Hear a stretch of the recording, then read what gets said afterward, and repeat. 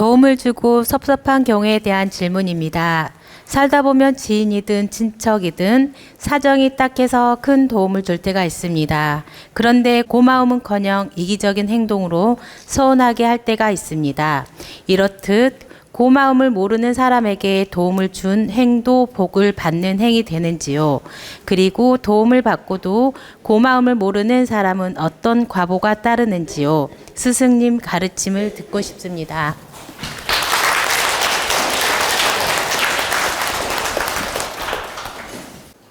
여러분이 살면서 누구에게 은혜를 베풀거나 좋은 일을 하거나 또 적선보시할 때가 있습니다. 그때 여러분이 무엇인가 상대가 감사함을 느끼기를 바라는 마음으로 하면 어떤 마음이 생깁니까? 감사함을 느끼면서 고맙다고 인사하면 내 마음이 흡족하고 그런 내색이 없으면 좀 서운함이 생깁니다. 그죠? 그래서 베풀 때는 조건도 이유도 어떤 바라는 마음도 없이 그냥 내가 할 도리를 했다 이 마음으로 하는 게 좋습니다.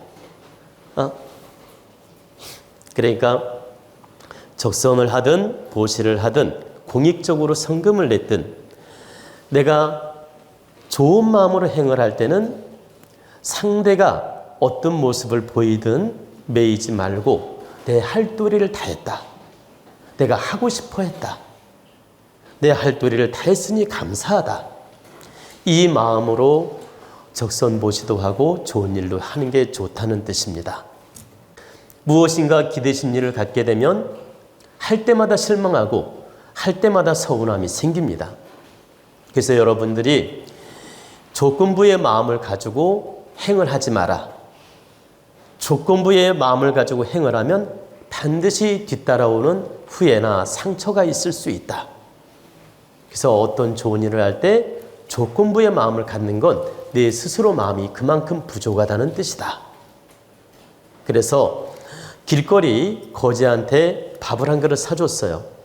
그럼 어떤 거지는 감사합니다 인사할 수도 있고 그냥 먹을 수도 있어요. 근데 감사합니다 인사를 했든 안 했든 따질 거 없다. 내가 거지한테 밥 한 그릇 사준 걸로 감사하다. 내가 적선할 수 있음에 감사하다. 이걸로 만족하는 마음을 가져야 된다. 베푸는 사람 입장에서는 그렇다는 얘기입니다. 그리고 받는 사람 입장에서는 그렇지 않아요. 작은 거라도 늘 감사합니다. 덕분입니다. 고맙습니다. 이렇게 인사도 하고 그 감사한 마음을 갖는 게 좋습니다.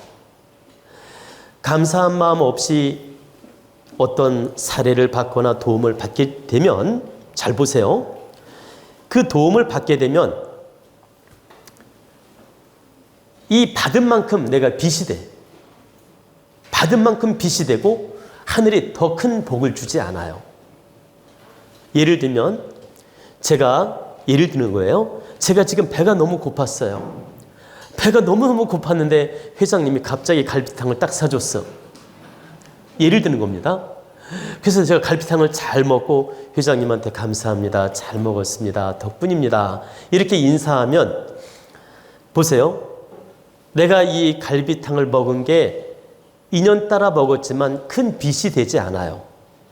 왜? 감사함으로 보답을 했으니까.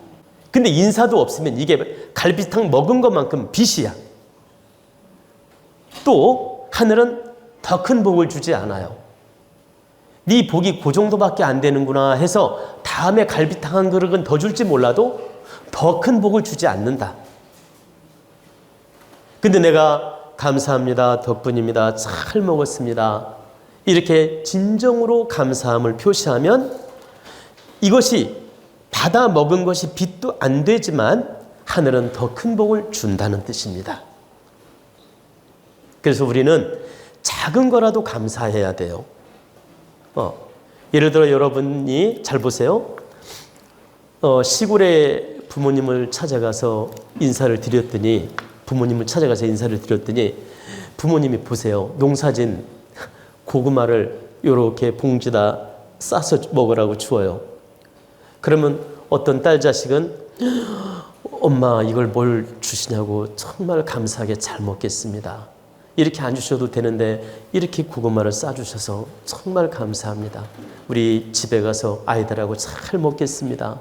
진정 감사한 마음을 표하고 인사하고 가져오는 딸이 있고, 마치 엄마가 준 거라고 당연하다고 뭐 이 정도밖에 안 주시네? 응?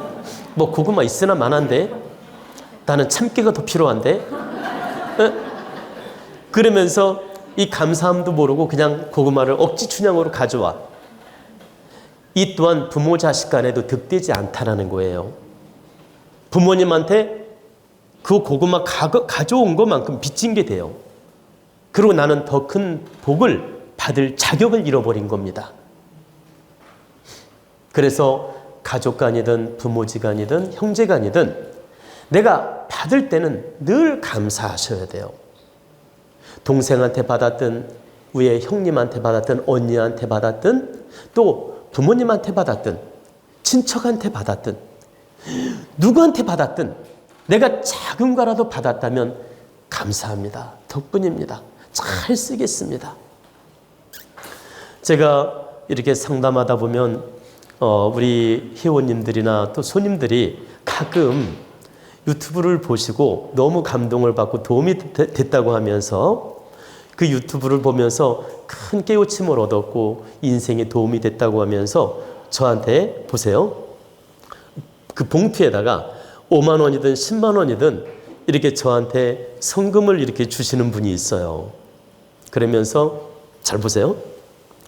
스승님을 위해서 이 얼마 안 되지만 잘 써주세요. 이렇게 말하는 분이 있어요. 그러면 제가 감사합니다. 그 마음을 느끼잖아요. 정성껏 받겠습니다. 그리고 이 성금을 제가 반드시 기도 올리고 득되게 잘 쓰겠습니다. 이렇게 말을 해요. 그리고 실제 그렇게 합니다. 그리고 어떤 분은 그 10만 원을 봉투에 넣어주면서 이건 기와 성금으로 써주세요. 도원대학당 공익성금으로 써주세요. 이렇게 말하는 분이 있어요. 그럼 제가 뭐라고 합니까? 감사합니다.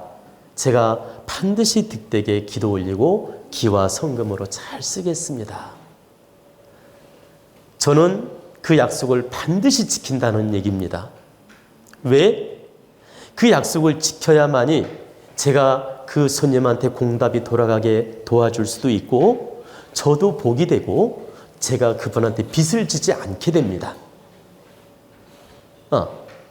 근데 이 정성금을 제가 사적으로 바르게 쓰지 못하면 그게 빚이 되는 겁니다. 그래서 그 정성금을 귀하게 바르게 기도 올린 다음에 정성껏 써드리는 것입니다. 그래야 그분한테 그 공답이 돌아가고 저한테도 빚이 되지 아니하며 저한테도 복이 되는 겁니다.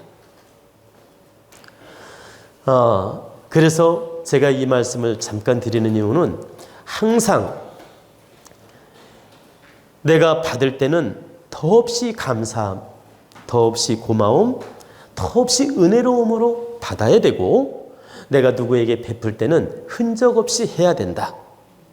바라는 것도 없고 조건도 없어야 되고 인사받을 마음조차 생각하지 마라. 그냥 이유도 조건도 없이 내가 행할 때는 행한 걸로 만족해야 된다. 그래야 사가 붙지 않으며 내가 베푼 공덕이 된다는 뜻입니다. 이해가 되시죠? 근데 우리 사람은 인간인지라 상대가 담례 인사라도 할 때 기분이 좋아요. 담례 인사라도 할 때 기분이 좋아요. 그런데 담례 인사가 설령 없다 하더라도 그냥 이것도 인연이구나 이 정도로 생각하고 노력하는 게 맞다. 근데 여러분 하나 핵심을 알아야 될 건 담례 인사를 할 줄 모르는 사람한테 계속 베푸는 건 득되지 않아요. 담례 인사를 할 줄 모르는 사람한테 계속 베푸는 건 무지한 사람한테 그냥 한마디로 한강에 돌 던지기야. 무지한 사람한테 복받을 자격 없는 사람한테 내가 복을 주려고 애쓰는 거예요. 그래서 감사함을 모르는 사람한테 한 번은 적선보시할 수 있지만 두 번, 세 번 할 필요가 없다. 왜? 자격이 없는 사람이기 때문에. 그리고 하느님은 그런 사람한테 계속 베풀라고 말한 적이 없어요. 그래서 내가 보시를 했든 적선을 했든 그 상대가 감사함으로 받아들이는 사람은 자격이 있는 사람이니까 또 해도 되지만 감사함을 모르는 사람에게는 한 번으로 만족해야 된다. 두 번, 세 번 할 필요 없다는 얘기입니다. 왜? 자격 없는 사람한테 에너지 쏟는 건 나한테도 득되지 않기 때문이에요. 여러분이 이런 이치를 알고 적선보시도 바르게 하라는 뜻입니다.